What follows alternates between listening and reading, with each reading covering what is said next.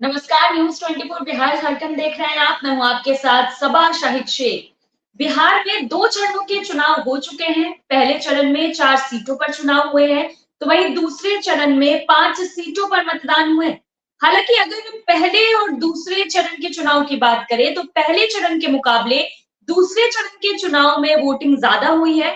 और इन सब के बीच एक बड़ा सवाल ये उठता है कि दोनों चरणों के चुनाव के बाद बिहार में कौन किस पर भारी पड़ रहा है। चलिए इन्हीं तमाम बातों पर आज विस्तार से चर्चा करते हैं। चर्चा के लिए हमारे साथ तमाम गेस्ट जुड़ रहे हैं। हमारे साथ जुड़ रहे हैं हमारे वरिष्ठ संवाददाता सौरभ कुमार जी, बीजेपी प्रवक्ता राम सागर सिंह जी, आरएलएम प्रवक्ता राम पुकार सिन्हा जी, आरजेडी प्रवक्ता मधु मंजरी जी, कांग्रेस प्रवक्ता कमल कमलेश जी। आप सभी का बहुत बहुत स्वागत है। सबसे पहला सवाल मैं वरिष्ठ संवाददाता सौरभ जी से लेना चाहूंगी। सौरभ जी, क्या लगता है 9 सीटों पर चुनाव के बाद किसकी पकड़ भारी पड़ रही है बिहार में?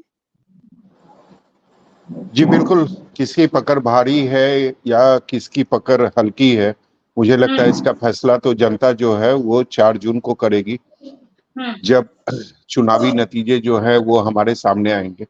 लेकिन अभी तक 9 सीटों पर चुनाव हो चुका है। पहले चरण में अगर बात की जाए तो 4 सीटों पर चुनाव हुआ था और दूसरे चरण में 5 सीटों पर हुआ था। अगर हम सबसे पहले चरण की अगर बात करते हैं तो पहले चरण में जो सीटें थी, चाहे वो नवादा की सीट हो, औरंगाबाद की सीट हो, जमुई की सीट हो, तो पहले चरण में ये लग रहा था कि फाइट जो है वो काफी टफ है। चाहे कोई भी सीट हो, नवादा की सीट हो, गया की सीट हो, या फिर जमुई की सीट हो, या फिर औरंगाबाद की सीट हो, सभी 4 सीटों पर फाइट जो है वो बिल्कुल आमने सामने की थी। अगर हम नवादा को थोड़ी देर के लिए अलग रखें, क्योंकि वहां जो लड़ाई थी वो त्रिकोणीय नहीं बल्कि 4 कैंडिडेट वहां थे, तो वहां की लड़ाई थोड़ी सी अलग थी अगर नवादा को छोड़ दे तो। बाकी अगर गया की बात करें, जमुई की बात करें, औरंगाबाद की बात करें, तो तीनों जगहों पर लड़ाई जो थी वो आमने सामने की थी। परसेंटेज जो 50% से भी कम हुआ था पहले चरण में, तो ये जरूर जो पॉलिटिकल पार्टी हैं, खासकर जो सत्तारूढ़ पार्टी हैं, उनकी चिंता बढ़ गई थी। कारण अमूमन अगर परसेंटेज कम होता है, मतदान कम होती है, तो ये चिंता का विषय जो सत्ता में बैठे पॉलिटिकल पार्टी होते हैं उनके लिए ज्यादा होती है। कारण ये माना जाता है कि लोगों में उत्साह नहीं है जो जीत कर कैंडिडेट गए हैं उनके प्रति। तो निश्चित रूप से पहले फेज के बाद जो सत्तारूढ़ पार्टी है, जो गठबंधन है एनडीए की अगर बात करें, तो उनकी चिंता जरूर बढ़ गई थी। लेकिन अगर दूसरे चरण की बात करें, जो 5 सीटों पर चुनाव हुई, उसमें सीमांचल की 3 सीटें थी, चाहे कटिहार की बात करें, पूर्णिया की बात करें, या फिर किशनगंज की बात करें, इसके अलावा भागलपुर और बांका। भागलपुर में मैं खुद मौजूद था। मैं वहां देख रहा था कि काफी सालों के बाद वहां पर करीब 32-35 सालों के बाद कांग्रेस ने अपना एक मजबूत उम्मीदवार भागलपुर में दिया था। मैं शहरी क्षेत्र में ही ज्यादा घूम रहा था, तो शहरी क्षेत्र में मुझे यही दिखाई दे रहा था कि जो लड़ाई है वो कांटे की है। कारण अजय मंडल वहां पर मौजूदा सांसद हैं और उनके प्रति लोगों की नाराजगी काफी ज्यादा थी। नाराजगी इस बात को लेकर थी कि वो 5 साल में कभी लोगों के बीच नहीं आए, जनता के बीच नहीं गए, जनता की समस्याओं के बारे में ना सुना, ना उनसे बात की, ना मुलाकात की। तो ये जो नाराजगी थी मौजूदा सांसद को लेकर, ये काफी ज्यादा थी। पूर्णिया की बात करें तो निश्चित रूप से अगर इस बार पूरे चुनाव में अगर आप देखेंगे तो बिहार की सबसे ज्यादा जो हॉट सीट रही वो पूर्णिया की सीट थी। पप्पू यादव के कारण, पप्पू यादव वहां से निर्दलीय उम्मीदवार थे, उनके कारण वो सीट काफी दिलचस्प हो गई थी। और जिस तरीके से अचानक बीमा भारती को पार्टी का सिंबल मिला, बीमा भारती वहां से आरजेडी की उम्मीदवार बनाई गई, तो निश्चित रूप से पूर्णिया की जो लड़ाई है वो काफी दिलचस्प है। मुझे कहने में कोई परहेज नहीं है कि पूर्णिया में जो बीमा भारती हैं, जो इंडिया गठबंधन की उम्मीदवार है, वो मुझे लगता है कि वो तीसरे नंबर पर होगी। पप्पू यादव जीतेंगे नहीं जीतेंगे इसके बारे में मैं कंफर्म नहीं हूं, लेकिन ये जरूर होगा कि अगर पप्पू यादव की जीत नहीं होती है तो पप्पू यादव पूर्णिया में दूसरे नंबर पर रहेंगे, ये लगभग तय है। किशनगंज की अगर बात करें तो निश्चित तौर पर मुझे लगता है कि किशनगंज में 2019 में भी एक ही सीट ऐसी थी जो कांग्रेस के खाते में गई थी, महागठबंधन के खाते में गई थी। मुझे लगता है कि इस बार भी जो किशनगंज की सीट है वो कांग्रेस के खाते में ही जाएगी, इंडिया गठबंधन के खाते में ही जाएगी। तीसरी अगर कटिहार की बात करें तो निश्चित रूप से कटिहार की लड़ाई आमने सामने की है और काफी कम मार्जिन से जीत होगी, चाहे किसी भी उम्मीदवार का हो। भागलपुर के बारे में मैंने आपको बता दिया। बांका की अगर बात करें तो निश्चित रूप से मुझे लगता है कि बांका की सीट इस बार भी एनडीए के खाते में ही जाएगी। तो ये 9 सीटों का हाल हमने बताया, तो ये कहना मुश्किल है कि कौन किस पर भारी है। कुछ सीटें ऐसी है जहां आमने सामने की लड़ाई है। हाँ, अगर 3-4 सीटों की बात करें तो निश्चित तौर पर वहां पर लगता है कि एनडीए का जो पल्ला है वो कहीं ना कहीं महागठबंधन से भारी। चलिए ठीक है, अगला सवाल ले लेते हैं राम सागर जी से। राम सागर जी, 2 चरणों के चुनाव हो चुके हैं बिहार में। जो पहले आप लोगों का कॉन्फिडेंस था, जो आप लोग बोल रहे थे लगातार कि एनडीए इंडिया को मात दे देगी, क्या अब भी वो कॉन्फिडेंस बरकरार है? वो कॉन्फिडेंस अभी भी बरकरार है और आगे भी बरकरार रहेगी, क्योंकि एंटी इनकम्बेंसी नाम का चीज ही भारतीय जनता पार्टी जब से सत्ता में आई है तब से एंटी इनकम्बेंसी सब भी लगभग खत्म हो है। अब तो प्रो इनकम्बेंसी आ गया है। Bharatiya Janata party lead NDA government ने जो काम किया है, गरीबों के लिए जो काम किया गया है, गरीबों को मकान बनाया गया है, घर में शुद्ध पानी दिया है, 5 लाख का बीमा दिया है, स्वास्थ्य के क्षेत्र में, स्वास्थ्य के क्षेत्र में जो बढ़ोतरी हुआ है बिहार में ही देख लें। पहले गैस सिलेंडर खोलते फिरते थे अस्पतालों में, लेकिन अब पाइपलाइन से गैस की सप्लाई हो रही है। अभी पहले रुई और सुई ही नहीं मिलता था और प्रेस्क्रिप्शन लिखने के लिए कागज तक उपलब्ध नहीं हुआ करते थे, लेकिन अभी ट्रांसप्लांटेशन हो रहा है, चाहे वो रेटिना का ट्रांसप्लांटेशन हो, चाहे वो किडनी का ट्रांसप्लांटेशन हो, चाहे अब तो जगह जगह जिला में भी अब डायलिसिस का मशीन लग गया है, डायलिसिस हो रहा है। तो इतना क्रांतिकारी परिवर्तन मिला है और जनता को सुविधा मिल रहा है कि जनता अब कहीं दूसरे तरफ देखने का नाम ही नहीं ले रही है। ये तो गुजरे जमाने की बात हो गई। और जहां तक लोग अभी भी जो जातीय गणित लगा करके बात करते हैं, तो सभाजी में एक बताता हूँ कहानी नौ में रामविलास जी जिसे मौसम वैज्ञानिक कहते हैं, मैं उनके यहाँ 4 लोग रात में खाने पर बैठा था, तो लोकसभा का चुनाव हार गए थे। वो लालू जी से गठबंधन करने की बात किए, तो मैं कहा कि लालू जी से सतिएगा तो जल जाइएगा सर। तब फिर रामविलास जी मुझे जातीय गणित समझाने लगे। मुझे लगा कि ये लोकसभा से हारे हैं, शायद राज्यसभा जाना चाह रहे होंगे, इसलिए ये अपने तरह से तर्क दे करके गठबंधन करेंगे। और वो गठबंधन किए लालू जी से, और 10 के चुनाव में बुरी तरीके से लालू जी भी हारे थे और रामविलास जी भी हारे थे। इसलिए अब जातीय गणित वाला चलने वाला चीज नहीं है। अब लोगों को केमिस्ट्री समझना पड़ेगा और केमिस्ट्री से ही काम, जो आकलन करेंगे उनका आकलन सही निकलेगा, बाकियों का आकलन गलत साबित होगा। चलिए ठीक है, अगला सवाल राम पुकार सिन्हा जी से ले लेते हैं। राम पुकार सिन्हा जी, आपको क्या लग रहा है जनता किस पर भरोसा करेगी, एनडीए या इंडिया?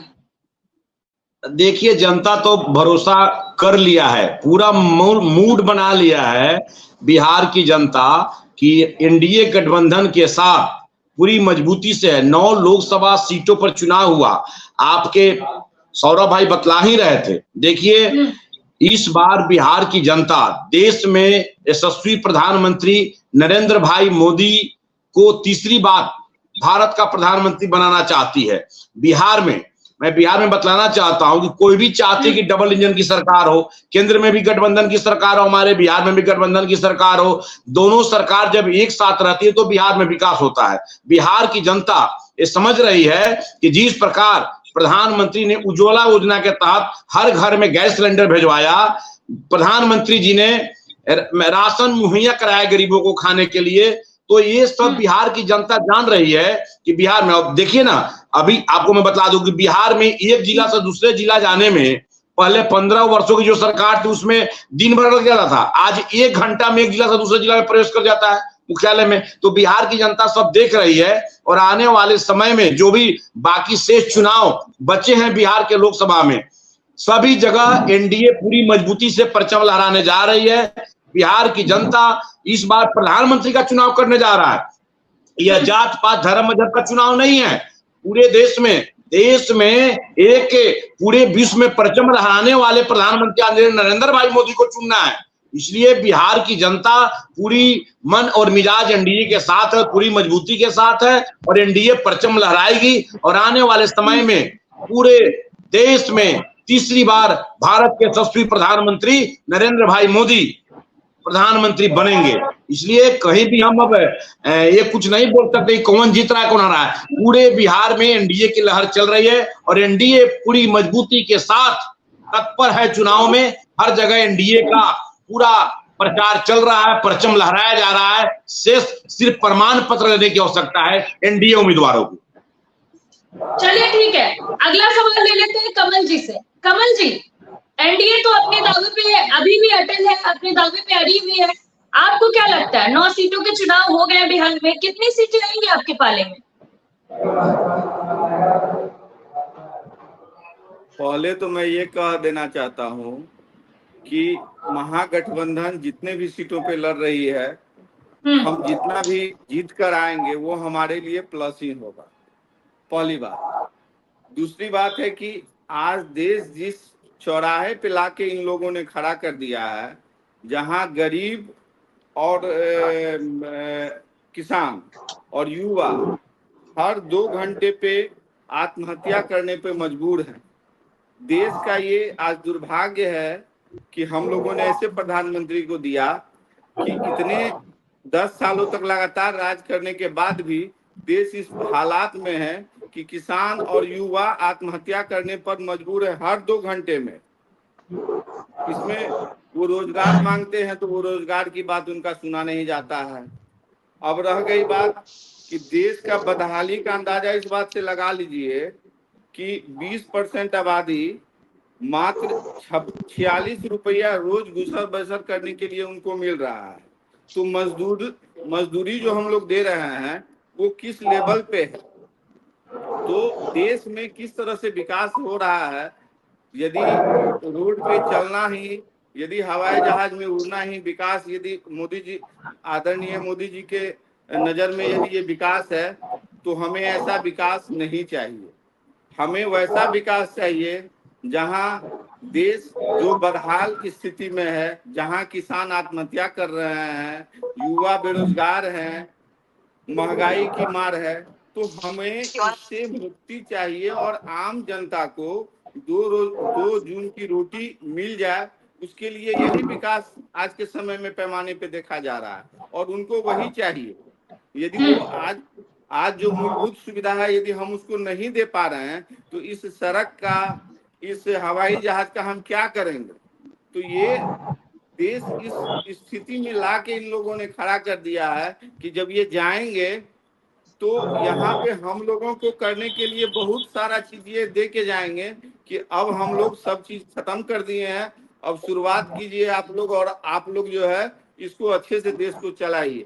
और 4 जून के बाद महागठबंधन और इंडिया की जो सरकार है वो गठबंधन बना के सरकार हम लोग बनाएंगे, और इनके जितने भी पुराने कार्यकलाप हैं इनको हम जांच के दायरे में लाके इन पे जो भी जांच होगा इनको करेंगे, और इनको देश के जनता के सामने में बेनकाब करने का काम करेंगे कि देश आज किस हालात में ये लोग छोड़ के गए हैं।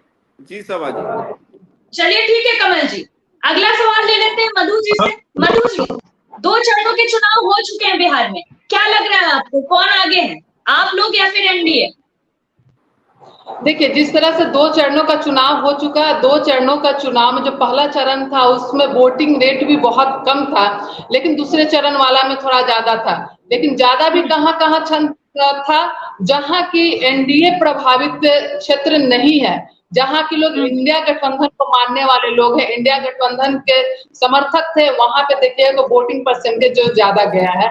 और बाकी जो पहला चरण था उसमें जो हमारा इंडिया गठबंधन अलायंस का जितना था वो ज्यादा, खास करके मैं बिहार की हूँ तो मैं बिहार की बात करूंगी कि बिहार में जितना भी हमारे गठबंधन से जो भी लड़ा गया था पहले चरण में, वहां हम बहुत अच्छा प्रदर्शन में है। और आज जब बात करते हैं आदरणीय नरेंद्र मोदी जी का, तो आज अब देख लीजिएगा बिहार ही नहीं पूरे देश में नरेंद्र मोदी का जो जलवा था, जो झूठ था, फरेब था, जितना उन्होंने लोगों से जो वादे किए थे वो वादा वो पूरा नहीं हुआ। तो आज जो है पूरे देश की जनता ये देख रही है कि आदरणीय नरेंद्र मोदी जी ने सिर्फ अपनी बात को कही, पिटारा सिर्फ खोला कब, जब इलेक्शन से पहले। मैं बिहार की, इसलिए मैं बिहार की बात करूंगी।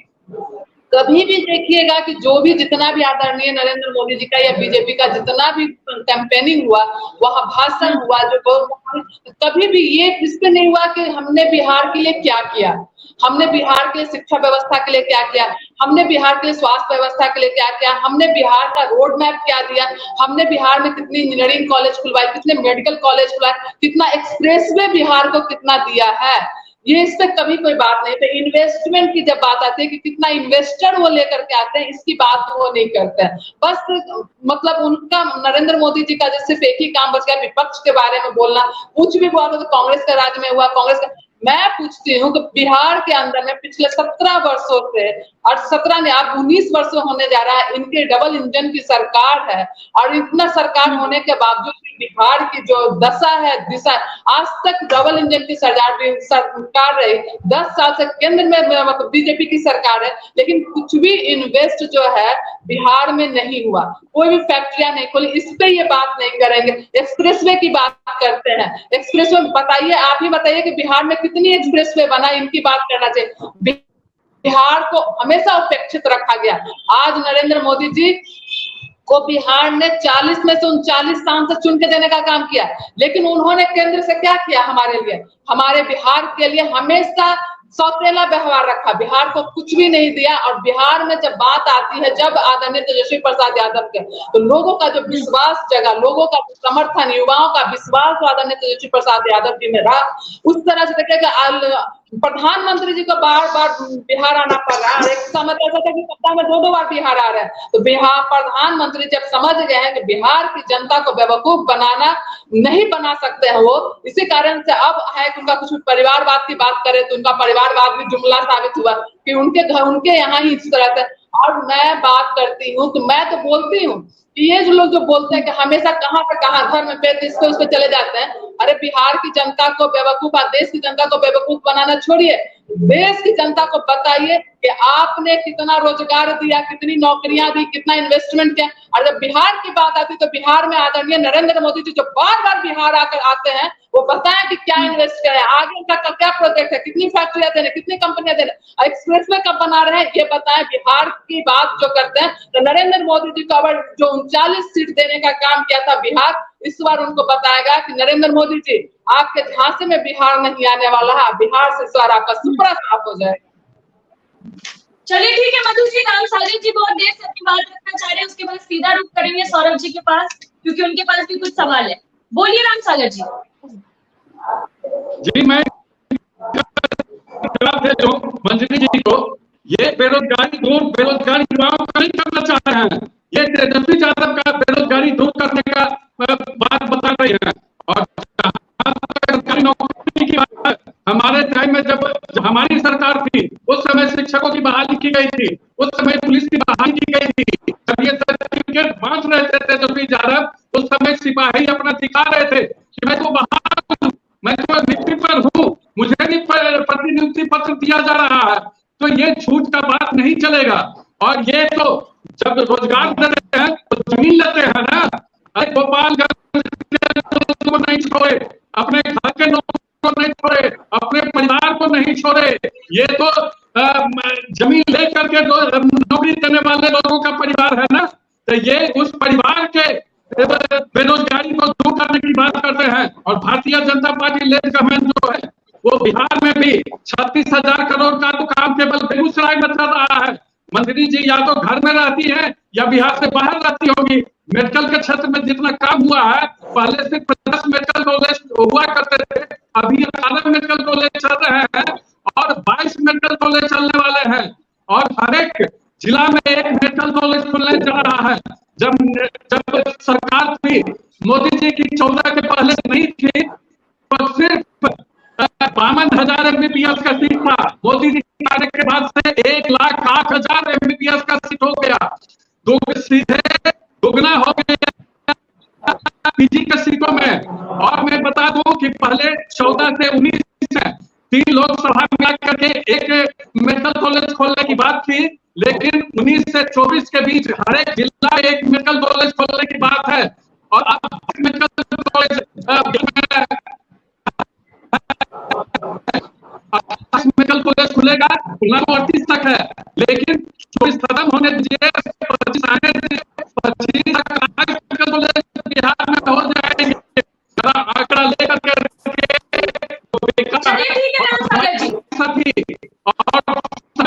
और मंत्री थे, मुख्यमंत्री 17 उद्योग लगाए गए थे और ये आते तो लोगों में हरकत लग जाती है, लोग अपने पूरे बिस्तर समेट करके भागने लग जाते हैं,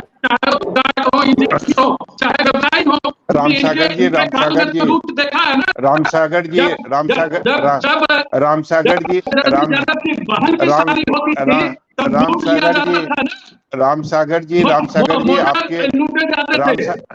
रामसागर जी आपके ऑडियो में कुछ मुझे लगता है कि प्रॉब्लम है, तो मैं आपसे आग्रह करूंगा कि एक बार आप एग्जिट हो जाइए और फिर से एंट्री ले लीजिए। अगर आपके ऑडियो में कुछ परेशानी है, आवाज आपकी ठीक से नहीं आ रही है। राम पुकार जी साथ में हैं, उनसे जानेंगे। राम पुकार जी ये बताइए मुझे, पहले चरण के चुनाव में 4 सीटों पर चुनाव हुआ जी, तो 4 सीटों पर जो मतदान हुआ था आपको भी पता है 50% से कम हुआ था, और ये कहीं ना कहीं जो सत्ता में बैठी पार्टी होती है उसके लिए एक चिंता का विषय होता है, तो ये आपके लिए भी चिंता का विषय रहा होगा। दूसरे चरण में अगर बात करें तो दूसरे चरण में भी मतदान काफी ज्यादा नहीं हुआ है। हाँ, ये अलग बात है कि पहले चरण से थोड़ा सा ज्यादा हुआ है। जी देखिए सौरभ जी, हम लोगों के लिए चिंता का विषय नहीं है। जितना मतदान हुआ है उस मतदान में 70% 75% लोगों ने एनडीए को वोट दिया है। हम लोग भी सर्वे कराए हैं, देखे हैं, और हम लोग भी देख रहे हैं, लोगों की मन मिजाज को टटोल रहे हैं। जैसे तो उसमें ये पता लग रहा है कि इस बार यह जो चुनाव हो रहा है, यह चुनाव पूरे देश का चुनाव है। यह चुनाव भारत के प्रधानमंत्री का चुनाव, जो मैं पिछले बार भी बोला। इसलिए यह चुनाव कोई जात पात धर्म मजहब का चुनाव नहीं हो रहा है। यह चुनाव देश में अस्थायी सरकार और पूरे विश्व में भारत का परचम कैसे लहरे, इसके लिए यह चुनाव हो रहा है। मैं बतला देना चाहता हूं, इंडिया अलायंस के लोग बैठे हुए हैं डिबेट में हम लोगों के साथ, कांग्रेस के प्रवक्ता है, राजद की प्रवक्ता है। देखिए, अभी तक इन लोगों ने भारत के प्रधानमंत्री के नाम का चेहरा भी घोषणा नहीं किया कि किस चेहरा के नाम पर ये लोग मतदाता से वोट मांग रहे हैं। लेकिन हमारा NDA alliance, national democratic alliance, राष्ट्रीय जनतांत्रिक गठबंधन, देश में नरेंद्र भाई मोदी को तीसरी बार प्रधानमंत्री बनाने के लिए हम लोग जनता से अपील कर रहे हैं। तो ये वोट का एक कारण बनता है, वोट बढ़ने का एक कारण बनता है कि लोग समझ रहा है कि देश में अस्थायी सरकार चाहिए। लोग समझ रहा है कि किस प्रधानमंत्री के शासनकाल में हम लोगों को मान सम्मान पूरे विश्व में बढ़ेगा। इसलिए हम लोग पूरे रूप से कर सकते हैं, डिटरमाइंड होकर कर सकते हैं। राम पुकार जी, अगर आपके नेता की बात करें, उपेंद्र कुशवाहा की बात करें, आपको नहीं लगता कि काराकाट में उनके साथ खेल हो गया? अब निर्दलीय उम्मीदवार के तौर पर वहां पवन सिंह जा चुके हैं और रोड शो भी कर रहे हैं, और सबसे बड़ी बात है कि रोड शो में भीड़ जो है वो काफी ज्यादा जुट रही है।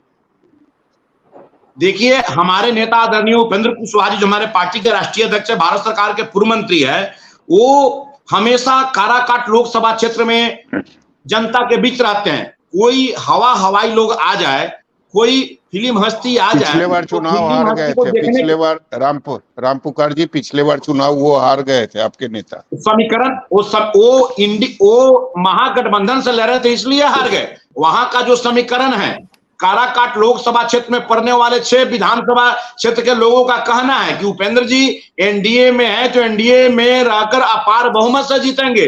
जब वो 2014 में काराकाट लोकसभा क्षेत्र में गए चुनाव लड़ने एनडीए से, तो एनडीए से जनता ने वहां उनको अपार बहुमत देकर चुनाव जिताया था। और मैं अभी भी कह सकता हूं कि इस बार अगर कोई फिल्म हस्ती चला जाए चुनाव लड़ने, उससे हमारे एनडीए पर कोई असर पड़ने वाला नहीं है। वहां हम लोग बूथ लेवल पर, ग्रास लेवल पर काम किए हैं और एनडीए गठबंधन का एक एक कार्यकर्ता आदरणीय उपेंद्र कुशवाहा जी के प्रति, देश में यशस्वी प्रधानमंत्री नरेंद्र भाई मोदी के प्रति, नीतीश कुमार के विकास मॉडल को देखकर सभी लोग उपेंद्र कुशवाहा जी के साथ है। हाँ, जीत हार का जो अंतर हम लोग 4 लाख का मार्जिन रखे थे, उसमें 10,000, 20,000, 25,000 का अंतर होगा, ज्यादा कुछ अंतर होने वाला नहीं है। पूरे मतलब पवन 1 सिंह जून को वहां चुनाव है। पवन सिंह को 20,000 वोट आएगा, आप यही कह रहे हैं? नहीं, मैं जो आए उनको उससे कोई मुझे मतलब नहीं है, लेकिन हम लोग जो टारगेट रखे हैं, ऐसा थोड़े है कि एनडीए गठबंधन के लोग पवन सिंह को वोट गए। एनडीए गठबंधन के लोग आज भी मजबूत हैं। एनडीए गठबंधन के लोग आदरणीय उपेंद्र कुशवाहा जी के साथ हैं। एनडीए गठबंधन के लोग पूरा कमर कस चुका कि देश में नरेंद्र भाई मोदी को प्रधानमंत्री बनाना है। एनडीए गठबंधन लोगों का कहना है कि माननीय उपेंद्र कुशवाहा जीतेंगे तब देश के प्रधानमंत्री नरेंद्र भाई मोदी बनेंगे। लेकिन रामपुकार जी, लेकिन ये सच्चाई है ना कि जनता जो है बिहार की, वो जात को देखकर अपना वोट डालती है। तो पवन सिंह अगर राजपूत जाति से आते हैं तो इसका असर भी तो पड़ेगा, इसका नुकसान भी तो इंडिया गठबंधन और उपेंद्र कुशवाहा को होगा। 77 में जात देख करके किए थे, कुछ होने वाला नहीं है सौरभ भाई। मैं आज मैं कहना चाहता हूँ कि वहां जात पात की लड़ाई नहीं है। वहां काराकाट की जनता जान रही है कि देश में एक अच्छा नेता हम लोगों को मिला है। देश लेवल के राष्ट्रीय स्तर का नेता आदरणीय उपेंद्र कुशवाहा जी मिले हैं। जब 2014 में जीते थे तो देश में भारत के शिक्षा राज्य मंत्री बने थे। उपेंद्र कुशवाहा जी सामाजिक न्याय का चेहरा है। उपेंद्र कुशवाहा जी सभी जाति धर्म संप्रदाय के लोगों के साथ रहने वाले लोग हैं। काराकाट की जनता इतनी नासमझ नहीं है। काराकाट की जनता बहुत संवेदनशील और काराकाट की जनता बहुत ही परिपक्व लोग हैं। और इस बार एनडीए गठबंधन के उम्मीदवार आदरणीय उपेंद्र कुशवाहा जी के प्रति आश्वस्त है कि इस बार उपेंद्र कुशवाहा जी का जो चुनाव चिन्ह है गैस सिलेंडर साहब, उस पर मतदान करेंगे, किसी के बहकावे में नहीं आएंगे। और उपेंद्र कुशवाहा जी अच्छा ढंग से अभी वहां कैंपेनिंग चल रहा है। हमारे पार्टी के सभी लोग, एनडीए गठबंधन के सभी लोग वहां कैंप कर रहे हैं और काम कर रहे हैं। और 10 तारीख उनका नामांकन भी है सासाराम में। चलिए रामसागर जी, ये बताइए, मैं भी पिछले 1 महीने से ग्राउंड पर घूम रहा हूँ, लोगों से बात भी कर रहा हूँ। बीजेपी कह रही है काफी ज्यादा विकास हुआ है, पूरे देश में विकास की गंगा बह रही है। लेकिन मैं ग्राउंड पे जाता हूँ तो मुझे 2 ही चीज दिखाई देती है, जनता भी 2 ही चीज कहती है। 5 किलो अनाज जो कि मुफ्त में जनता को मिल रहा है, और दूसरा 2,000 रुपये जो गरीब जो किसान को मिल रहा है। इसके अलावा तो बात ही नहीं होती है। और जनता ये भी कहती है पूरी ईमानदारी के साथ कि जिस दिन ये बंद हो जाएगा हम बीजेपी को वोट नहीं करेंगे। सौरभ जी, आप भी ग्राउंड पर घूम रहे हैं और मैं भी ग्राउंड पर घूमने वाला रहा हूँ। और मैं भी ग्राउंड पर घूम रहा था। मैं जब नवादा के रजौली के इलाके में था और मैं जंगल क्षेत्र में घूम रहा था जहाँ पहले उग्रवादियों का कहर बड़ा करता था, मैं उस क्षेत्र में घूम रहा था। मैं क्या बताता लोगों को कि वो 20 साल पहले की बात है, वो 20 साल पहले की बात है। उग्रवादी नक्सली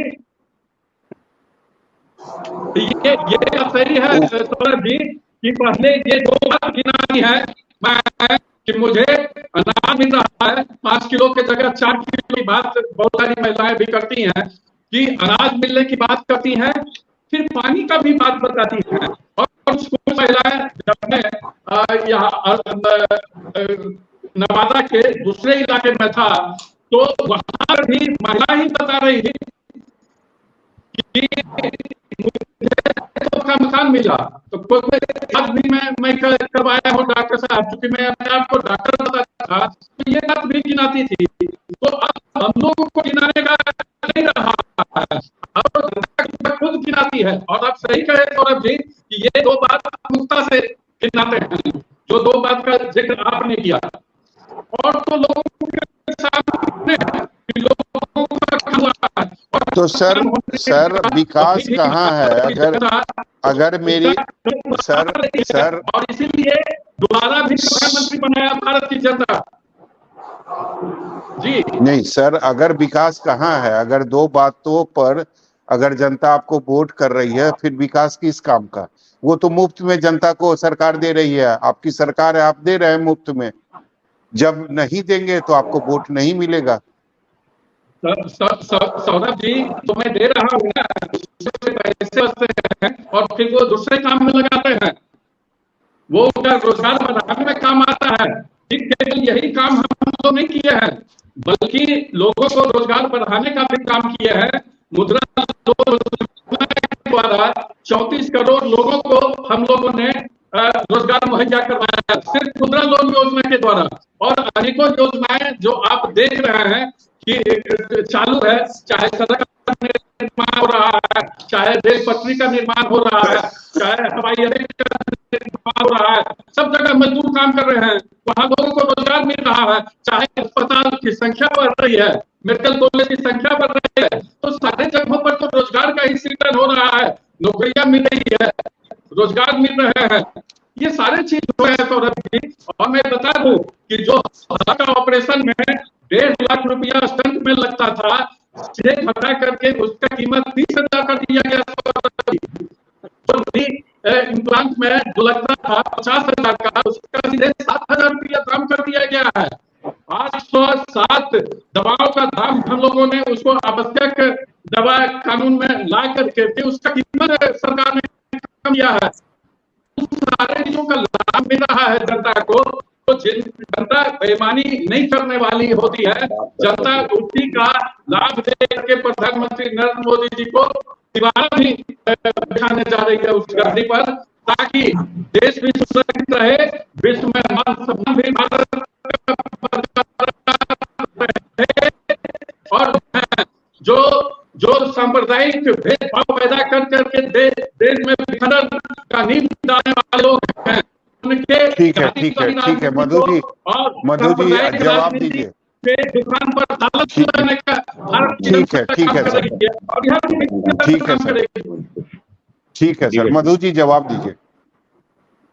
देखिए, सबसे पहले बात तो हम रामकरण जी के बारे में बताना चाहेंगे कि रामकरण जी के साथ जो बीजेपी ने गेम किया है, इनको बुला करके जो पवन सिंह को खड़ा किया है, तो इनके साथ ये गेम किया है। ये अलग की बात है कि मैं ग्राउंड पे हूँ, अभी भी मैं उज्जैनपुर में हूँ, तो लगातार हम देख रहे हैं कि जेडीयू और बीजेपी का लोगों का जमीनी स्तर पे दोनों एक दूसरे को काट करने में, बीजेपी वाले को है कि जेडीयू को हराना, जेडीयू वाले को है कि बीजेपी को हराना, पहली बात। दूसरी बात, अब हमारे भाई साहब ने बोले सरकार ने 5 किलो अनाज फ्री किया। आपको याद शायद होगा कि कोरोना से पहले भी अनाज 3 रुपये किलो मिलता था गरीबों में, जिसको आपने फ्री किया। 5 किलो का कीमत आपका 15 रुपया मात्र हुआ। आप महीने में सिर्फ 15 रुपया दे रहे हैं गरीबों को। अब लोग समझ गया है, लोगों को बेवकूफ बनाने की जरूरत नहीं है। जहां आप रोजगार की बात करते हैं, तो आप जितनी सरकारी चीजें थी उनको तो आप प्राइवेट कर दिए, तो वहां तो आप वैसा ही क्लियर कर दिए कि नहीं है। रिजर्वेशन का बात आपकी कितनी वीडियो वायरल हो रही है कि आप रिजर्वेशन खत्म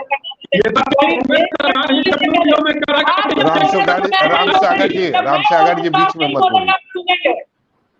बीच में मत बोलिए, आपके बीच में मैंने नहीं बोला था। जब गरीबों की बात आती है तो आज गरीब समझ गया है कि जब कांग्रेस की भी सरकार थी तो गरीबों को 3 रुपए किलो अनाज मिलता था, जो कि आज उन्होंने फ्री किया कोरोना के बाद, तो मात्र 15 रुपये का फायदा दे रहे हैं। अब 15 रुपये में बिहार का देश की जनता नहीं बिकने वाली है। जहां रोजगार की बात आती है तो एक भी बताइए कि बिहार में कौन सी कंपनी लगी, कौन सा IT सेक्टर है, कौन सी फैक्ट्री लगी जहां लोगों को आपने रोजगार दिया। ये तो बात कीजिए कि आपने क्या किया कि बिहार के लिए कितना, यहाँ पे आपको सीमांचल साइड में कितना आपका क्या बोलते हैं चीनी मिल हुआ करता था, सारा चीनी मिल बंद हो गया। लेकिन लगातार जो आप बात करते हैं तो बिहार देश की जनता आप देख रही है कि रोजगार में आप नाकामयाब रहे हैं, आप शिक्षा में नाकामयाब रहे। आप बताइए ना कि आपने क्या किया, जिसके बात कर लीजिए सिर्फ आप ये धर्म और जाति विवाद हम लोग भी नहीं पढ़ना चाहते हैं, क्योंकि जब लोकतंत्र की बात करते हैं तो लोकतंत्र में हमारा जो घर कैसे चलेगा, हमारे बच्चों का भविष्य कहाँ होगा, हमें रोजगार कहाँ से मिलेगा, हमें शिक्षा कहाँ से मिलेगा, महिलाओं का सम्मान कहाँ से मिलेगा, महिलाओं के बराबरी का दर्जा कैसे मिलेगा, हम उस पे बात करते हैं। बिहार बीजेपी ने एक भी महिला को सीट नहीं दिया। ये महिलाओं के लिए, बिहार की महिलाओं का दुर्भाग्य है। किस तरह से आपने अपमान करने का काम किया। क्या बिहार में एक भी महिला इस लायक नहीं थी कि लोकसभा लड़ सकती है? आपने बिहार की महिलाओं का भी अपमान किया, बिहार का युवाओं का भी अपमान किया। रोजगार की जब बात करते हैं तो अगर ठीक है, आपने ही जब रोजगार का सृजन किया था तो मात्र उसी समय क्यों लोगों को रोजगार मिला जब तेजस्वी प्रसाद यादव जी डिप्टी सीएम बने। अरे तेजस्वी प्रसाद यादव जी एक युवा है, युवाओं की सोच को रखते हैं, बिहार को नई दिशा चाहते हैं। मुझे तो लगता है कि बिहार में नीतीश कुमार जी को और केंद्र में मोदी जी को अब रिटायरमेंट ले लेनी चाहिए, क्योंकि आप अभी 70-75 की उम्र में आप देश चलाने की बात करते हैं और देश में लोगों को जो है आपको क्या उसके क्या सेना में भर्ती करने की जब बात करते हैं तो आप 18 में लाएंगे, 22 में उनको रिटायर करेंगे और आप चाहते हैं कि 70 और 80 की उम्र में भी आप मुख्यमंत्री प्रधानमंत्री बने रहे। तो देश कमल जी आपको भी लगता है छुआ मारने का काम किया है। बिहार की युवाएं और देश युवा जान रहे हैं अब आपके साथ कोई नहीं है, आपका भांडाफोड़ हो चुका है। ठीक है कमल जी, आप ये बताइए बिहार में भी इस डिपार्टमेंट में महिलाओं के लिए 50% रिजर्वेशन किया। हमारी पार्टी बीजेपी पार्टी रहा है जो आरक्षण से दिया है। हमारी पार्टी के 26 के बाद कमल जी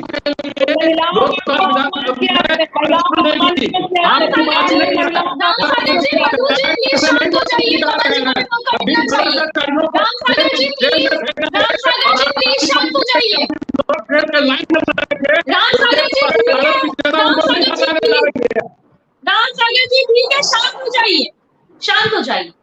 कमल जी ये बताइए, आपको भी लगता है कि एनडीए के लिए ये 5 किलो फ्री जो अनाज दिया जा रहा है लोगों को और ये 2000 जो 4 महीने में किसानों को दिया जा रहा है पैसा, ये एक ब्रह्मास्त्र है जिसको भेदना आप लोगों के लिए काफी मुश्किल हो रही है? जी सौरभ जी, एक्चुअली बीजेपी अभी जो भी दे रही है, लोग जनता जो आम जनता थी वो जान चुकी है कि ये सिर्फ हम लोगों को भरमाने के लिए और हम पर शासन करने के लिए ये लोग जो है आना चाहते हैं और इसीलिए दे रहे हैं।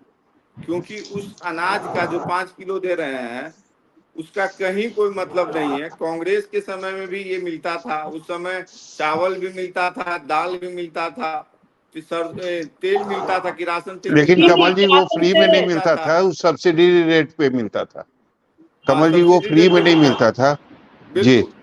तो वो तो अब यहाँ मुफ्त की जो रेवड़ी ये लोग बांट रहे हैं और इन लोगों ने प्रचलन तो जनता को वही चाहिए कमल जी, जनता को वही चाहिए, तो मुफ्त की रेवड़ी ही चाहिए।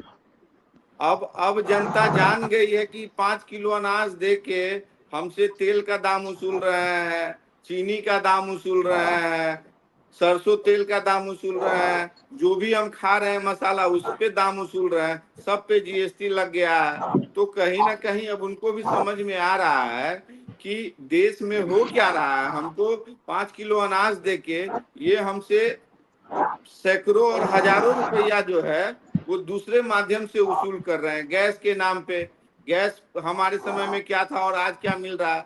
तो ये सब अब जनता इतनी मूर्ख और बेवकूफ नहीं रह गई। ये इस बार इन लोगों को मूर्ख जनता बनाएगी, बनेगी नहीं बनाई जी। तो निश्चित रूप से सभा वही मैं भी कह रहा था कि ग्राउंड पर अगर आप जाएंगे चुनाव मैदान में, या मैं भी गया था, तो मुझे बस 2 ही मुद्दे दिखाई दे रहे थे। जनता जो गरीब जनता के बीच गांव में मैं जा रहा था तो वो 2 ही बातों की जिक्र कर रही थी। एक तो 5 किलो मुफ्त अनाज और दूसरा किसान ये बता रहे थे कि 4 महीने पर उनके अकाउंट में 2000 रुपये आ रहे।